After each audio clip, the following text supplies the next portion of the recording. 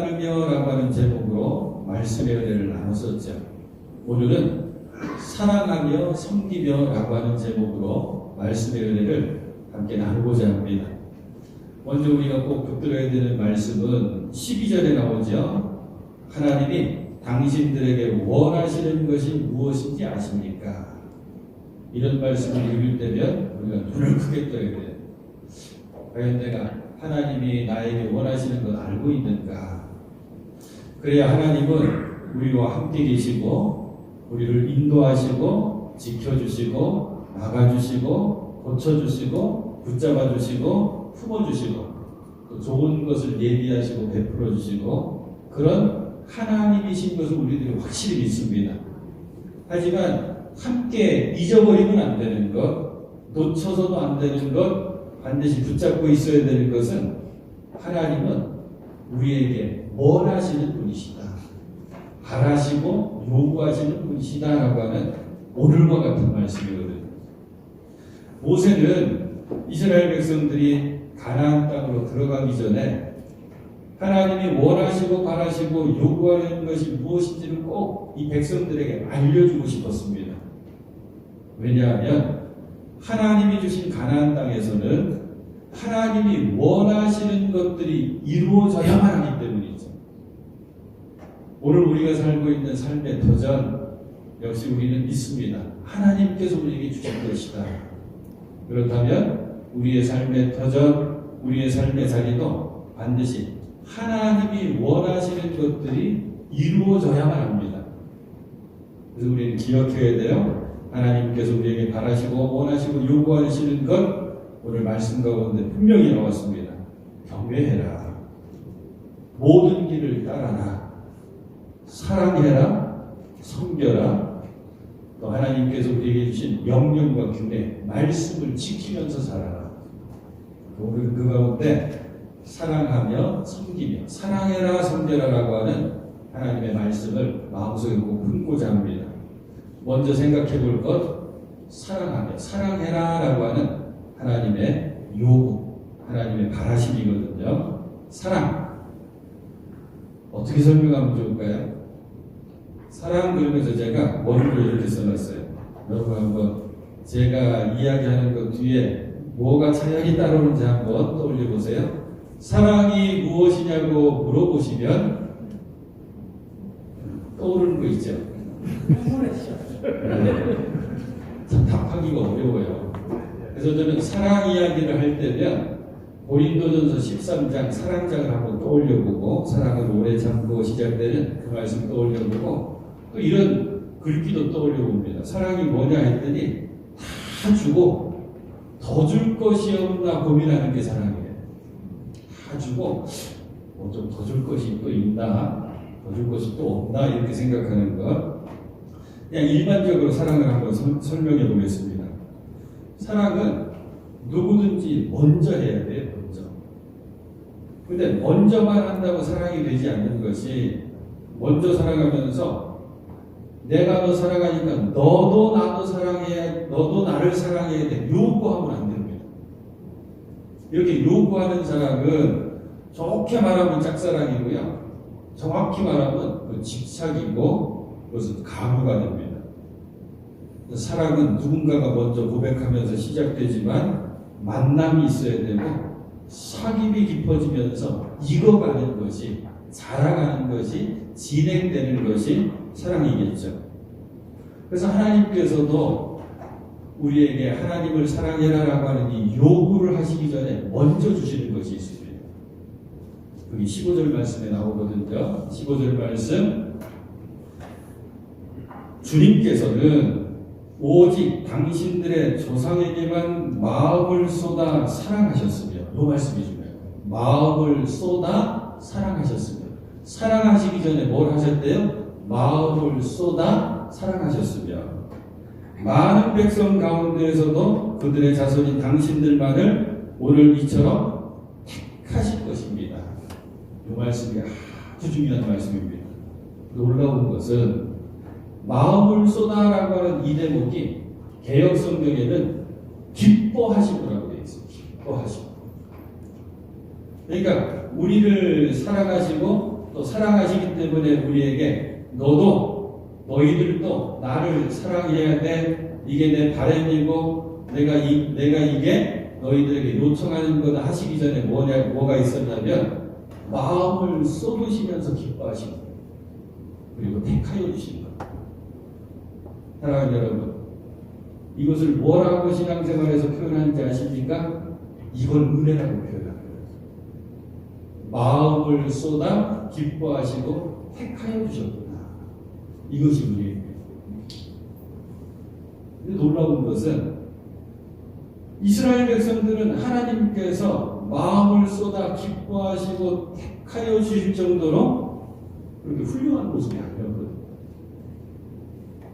그래서 성경은 이야기해 주죠. 왜 이스라엘 백성들을 택하여 주셨을까? 택한 백성 삼아 주셨을까? 약속을 주셨을까? 가장 연약하고 작기 때문에 택하여 주셨다고 말씀하십니다. 사랑하는 여러분들 기억하셔야 돼요. 우리들의 신앙생활의 처음과 끝 뭐냐? 은혜를 믿지 않는 것입니다. 하나님의 이 마음을 쏟아 기뻐하시면서 택하여 주신 이 은혜를 잊지 않고 살아가는 게 신앙생활의 시작이고 끝입니다. 생각해 보세요. 자격이 부족하다 못해 자격이 없잖아요. 사랑을 받을 만한 모습이 아니라 오히려 책망받을 모습인데 그런 나를, 그런 우리를 마음을 쏟아 기뻐하시면서 택하여 주셨습니다. 그리고 사랑해 주시는 거예요. 이 은혜를 놓치지 않고 이 은혜를 꼭 붙들고 살아가시는 여러분 되시길 바랍니다. 아멘. 그래야지 하나님을 사랑할 수가 있습니다. 택하여 주셨다 그러면 제가 자주 비유하잖아요. 과일 고르는 얘기. 지금은 다 깨끗하게 선별되고 포장돼가지고 그렇게 포장된 걸 우리가 구입하지만 때때로는 과일을 골라서 구입할 때가 있죠. 여러분은 어떻게 고르시는지 한번 떠올려 보십시오. 색깔만 조금 이상해도 안 고릅니다. 흠집 있다 그러면 절로 치워놓죠. 상했다 이건 뭐 말할 것도 없고요. 하나님께서 우리를 택해 주시는데 저는 오늘 말씀 깊이 묵상하기 전까지는 아이고 너희들 작고 연약하니까 불쌍하니까 내가 너를 택한다 이 정도로 알았는데 오늘 말씀을 통해서 하나 또 배운 거예요. 마음을 쏟아 기뻐하시면서 우리를 택해 주신 거예요. 연약한데 부족한데 상처 있는데 그리고 병들었는데 작은데 그 하나님의 은혜 꼭 붙들고 살아가시는 여러분 되실 수 있기를 다시 한번 부탁합니다. 아멘. 그래요. 하나님을 진정으로 사랑할 수 있는 사람은 이 하나님의 은혜와 사랑을 내가 받고 있구나. 이것을 깨달은 사람만이 하나님을 사랑할 수가 있습니다. 그런데 우리를 향한 하나님의 사랑을 성경은 또 이렇게 우리에게 알려주고 있어요. 로마서 5장 8절의 말씀 여러분들이 다 마음속에 새겨놓고 묵상하는 말씀입니다. 제가 소개해드릴게요. 개역성경으로 우리가 아직 죄인 되었을 때 자격 없다는 거죠. 죄인 되었을 때 아직 여전히 죄인 되었을 때 그리스도께서 우리를 위하여 죽으심으로 십자가 이야기하는 겁니다. 십자가의 죽으심. 저 죽으심으로 하나님께서 우리에 대한 자기의 사랑을 확증하셨느니라. 우리도 사랑을 표현할 때 가끔씩 이렇게 표현해요. 죽도록 사랑한다고 표현합니다. 일부일 때는 여쭤봤어요. 이렇게 얼굴 다 보면서 혹시 상대방에게 나 당신을 죽도록 사랑합니다. 이 고백 받으신 경험 있으십니까? 했더니 다 웃으시더라고요. 여러분 어떠세요? 죽도록 사랑한다. 근데 이게 우리는 또 다르잖아요. 그러니까 그렇게까지 표현 못하고 죽을 만큼 사랑한다 이렇게 표현할 때도 있어요. 죽을 만큼 사랑한다. 죽도록 사랑한다. 근데 예수님께서는 죽도록 죽을 만큼 사랑하신 것이 아니라 사랑하셔서 죽으신 거예요. 그게 십자가입니다. 그게 십자가 사건이고 이 십자가의 은혜와 사랑 죽기까지 사랑해 주신 그 사랑을 마음속에 품고 살아가는 절기가 이제 시작된 사순절기가 되는 것입니다. 사랑하는 여러분, 이 사순절 기간 동안 사랑하시고 또 사랑하셔서 거기서 죽으셨던 저 십자가를 꼭 품고 살아가시는 여러분들이 꼭 되실 수 있기를 주님의 이름으로 부탁합니다. 아멘. 십자가의 그 사랑을 깨닫지 못하면 우리는 결단코 주님을 사랑할 수가 없습니다. 우리 주님의 사랑, 하나님의 사랑이 어디서 나타날까요? 삶의 전체를 통해서 나타납니다. 먼저 평범한 일상 가운데도 하나님의 사랑이 있습니다. 우리가 코로나 경험하면서 이걸 깨달았잖아요. 모든 게 다 하나님의 은혜였구나, 사랑이었구나. 평범하다고 하는 게 사실은 없는 거구나. 그리고 우리는 하나님의 사랑을 고난 가운데서도 경험하게 됐죠. 때때로 하나님 우리들을 고난 가운데로 끌고 가시기도 하니까요. 더 심한 경우는 하나님의 사랑은 징계로도 나타납니다. 히브리서 12장 6절 말씀에 나와요. 주께서 그 사랑하시는 자를 징계하시고. 그러니까 우리들의 삶의 모든 곳에서 모든 시간 동안 우리는 하나님의 사랑을 경험할 수가 있는 거죠. 그런데 그 하나님께서 우리에게 요구하시는 사랑, 하나님을 사랑해라 라고 하는 그 사랑의 방법을 우리가 알아야 됩니다. 우리는 하나님을 사랑한다면 어떤 모습, 어떤 방법으로 하나님을 사랑할까? 사랑하는 여러분, 또 질문할게요. 이 많은 말씀, 이 두꺼운 성경책 줄이면 뭐가 나올까요? 하나님 사랑, 이웃 사랑. 이건 제가 드리는 말씀이 아니라 예수님께서 하신 말씀이에요. 마태복음 22장에 보면 바리새파 사람들과 사두개파 사람들이 예수님께 찾아왔습니다. 그리고 질문을 합니다. 이거는 알고 싶어서 질문하는 게 아니라 예수님 곤경에 빠뜨리려고 질문합니다. 예수님께서 답을 하시죠. 이렇습니다. 선생님, 율법 가운데 어느 계명이 중요합니까? 이 많은 말씀들 가운데 뭐가 가장 중요하다고 당신은 생각합니까? 물어본 거예요. 예수께서 그에게 말씀하셨다. 내 마음을 다하고 내 목숨을 다하고 내 뜻을 다하여 주 너의 하나님을 사랑하여라.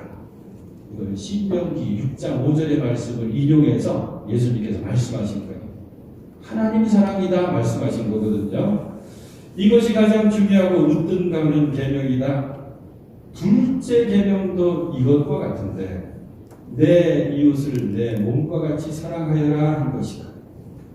이 두 계명에 온 율법과 예언서의 본뜻이 달려있다. 이 두 계명에 하나님 사랑 그리고 이웃 사랑, 사람 사랑에 이 모든 말씀에 본뜻이 달려있다.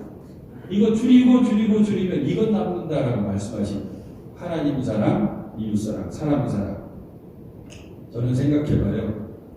모든 사람들은 넷으로 나눌 수가 있습니다. 더 재미있는 것은 저의 삶의 순간순간도 네 가지 모습으로 나눌 수가 있어요. 첫 번째는 우리가 꼭 해야 되는 것. 하나님 사랑 그리고 이웃 사랑. 이거 다 할 줄 아는 거. 그리고 두 번째는 이것도 쉬워요. 우리 절대 하면 안 되는 거. 하나님 안 사랑, 이웃 안 사랑. 이건 하면 안 돼요. 근데 우리를 혼란스럽게 하는 게 이제 두 가지가 나옵니다. 하나님 안 사랑, 이웃 사랑. 이런 사람들도 있어요. 이런 모습들도 있고. 우리 주변에 보면 선하게 사는 사람들이 있죠. 저 사람 참 착해. 그러면서 자기가 갖고 있는 거 잘 내어줍니다. 기부 같은 거 잘하는 사람. 그런데 뭐는 없어요? 하나님 사랑 없는 사람들이 있어요. 하나님을 영접하지 못한 거죠. 정말 우리를 어렵게 하는 거, 힘들게 하는 거. 하나님 사랑하면서 이웃도 사랑해야 되는데 하나님 사랑, 이웃 안 사랑도 있어요. 저와 여러분들의 모습 속에서 이런 모습이 가끔씩 나올 때가 있습니다. 어떻게 예를 전해드리면 좋을까, 설명드리면 좋을까 고민을 많이 했어요. 이게 그냥 정확하게 이게 답이다라고는 아니고 이런 모습 혹시 있지 않습니까? 이런 모습이 혹시 하나님을 사랑한다고 하면서 이웃을 사랑하지 않는 모습이 아닐까요? 라고 하는 제 질문이에요. 선배 목사님이 이야기를 하는데 이거는 제가 신학교 시절이에요. 신학교 시절. 아주 옛날이고 그분도 대학원생, 저기 이제 막 대학원생. 저한테 기숙사에 있는데 막 찾아와서 야, 걱정이다. 이거 어떡하냐 이러면서 자기 집안 얘기를 하는데 내용은 간단합니다. 큰아버님이 예수 영접해서 예수를 믿었으면 좋겠는데 그래서 다른 가족들이 정성 들여서 기도하면서 권면하고 하고 있는데 야, 이제 큰아버님 큰일 났어. 예수 영접 못하시면 어떡하지 그러면서 얘기를 쭉 풀어놓는 거예요. 이 목사님 큰아버님이 시골에서 농사 지으시는데 그 시골이 경기도이거든요. 경기도가 많이 개발이 됐죠. 그러니까 이분이 평생 농사 짓는 분인데 농사일을 못하게 됐어요. 대신에 그 논과 밭을 보상받아가지고 보상금을 받게 됐어요. 이걸 어떻게 해야 되나 고민하다가 흔히다 이렇게 결정하죠. 그냥 조그맣게 건물 하나 지어가지고 세 받으면서 살아라. 잘 됐다. 그동안 고생 많이 했는데 잘 된 거야. 어쩝니까? 다른 건 하실 수 있는 게 없으니까 조그맣게 4층짜리 건물을 지으셨대. 지하도 1층, 2층, 3층 세 주고 4층에 이제 주택을 마련해서 사시는 거예요. 보통 일반적이잖아요. 근데 문제는 지하와 1층에 공장 하신다고 하는 어떤 분이 세를 들어서 왔는데 이분이 예수를 열심히 믿는 거예요. 기회 있는 때마다 이 건물의 주인되는 이 큰아버님 전도하는 거예요. 예수 믿으시라고. 전도하는데 문제는 이어집니다.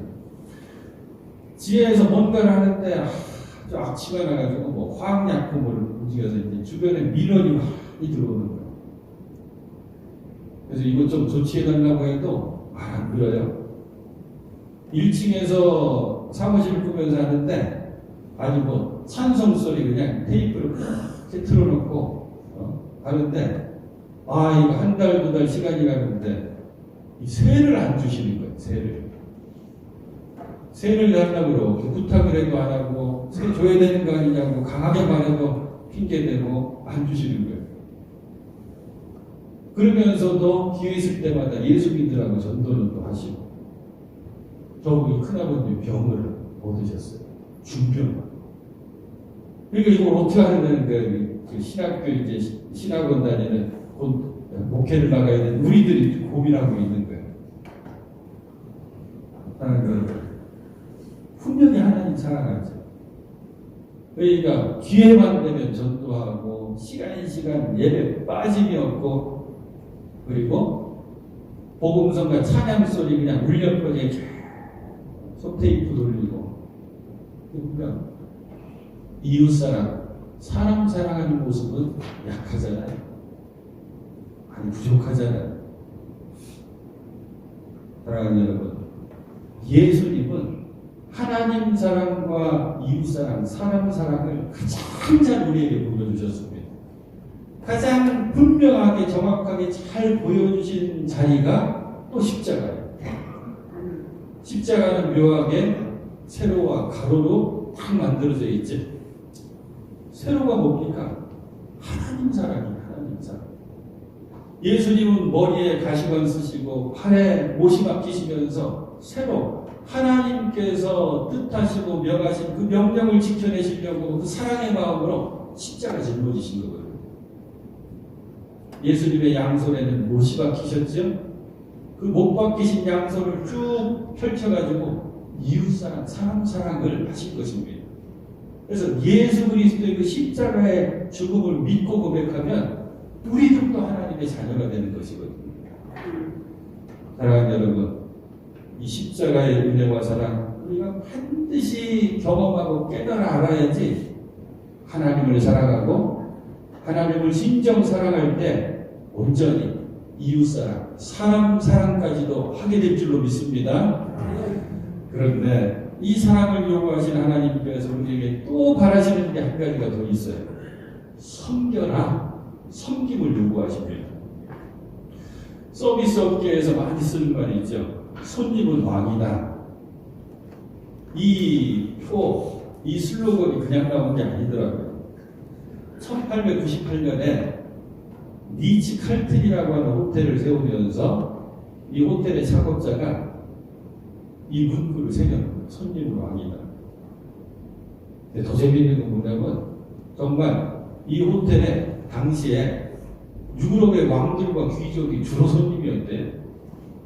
그러니까 이 말은 우리가 보통 손님들이 잘 우리들의 잘 손님들을 섬겨가지고 더 많은 수익을 얻고 더 잘 섬겨야 된다 이 정도가 아니라 진짜 왕이나 귀족들을 잘 섬기는 모습이 호텔에 있었던 거예요.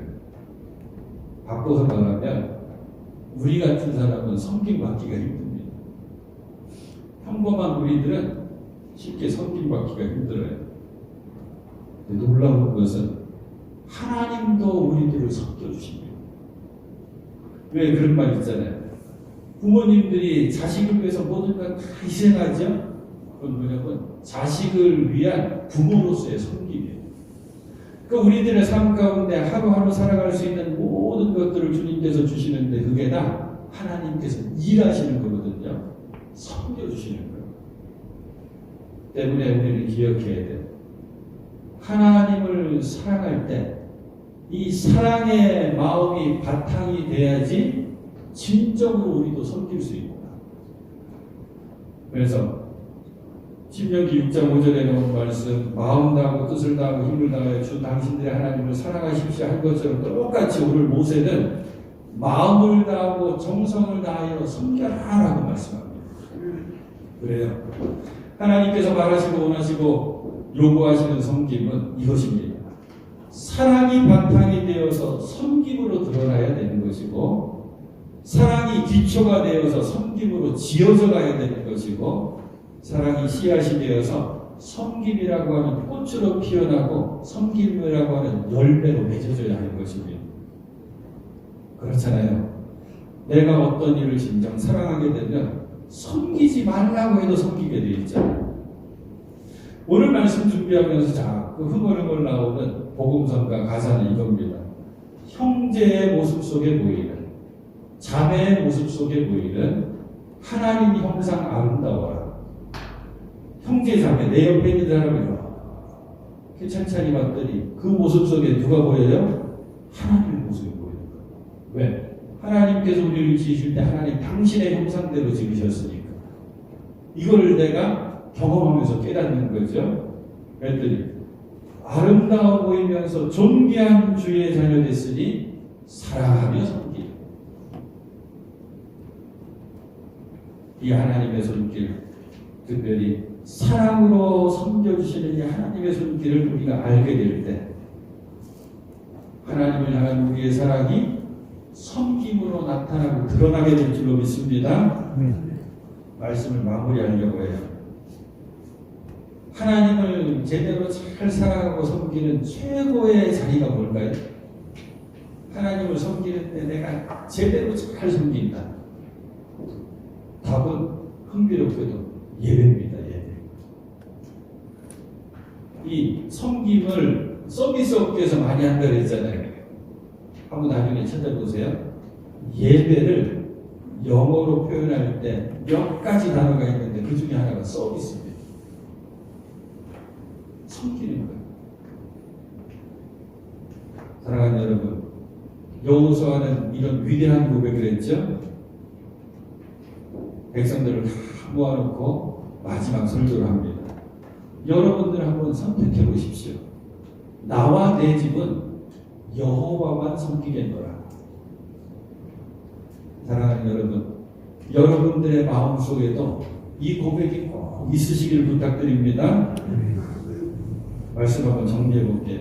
하나님께서 우리에게 원하시고 바라시고 요구하시는 것 분명히 있습니다. 오늘은 사랑해라 그리고 섬겨라.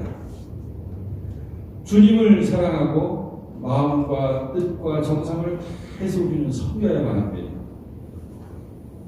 그리고 하나님 사랑을 그대로 받아가지고 이웃을 사랑할 줄 알아야 됩니다. 문득문득 떠올려 봐야 됩니다. 요즘 나는 무엇을 사랑하고 섬기면서 살아가고 있는가? 그 답이 꼭 하나님이 될 수 있기를 바랍니다. 그리고 그 답이 반드시 하나님 사랑하듯 내가 이웃을 사랑하고 섬기며 살아가겠습니다. 이 고백이 될 수 있기를 간절히 부탁합니다. 우리 하나님 가장 기뻐하시는 사랑과 섬김의 시간, 이 예배를 통해서 주님께 더욱더 가까이 나가 하나님을 사랑하시고 또 이웃을 사랑하고 섬기며 살아가시는 사랑하는 여러분들이 꼭 되실 수 있기를 우리 주님의 이름으로 축원해 드립니다.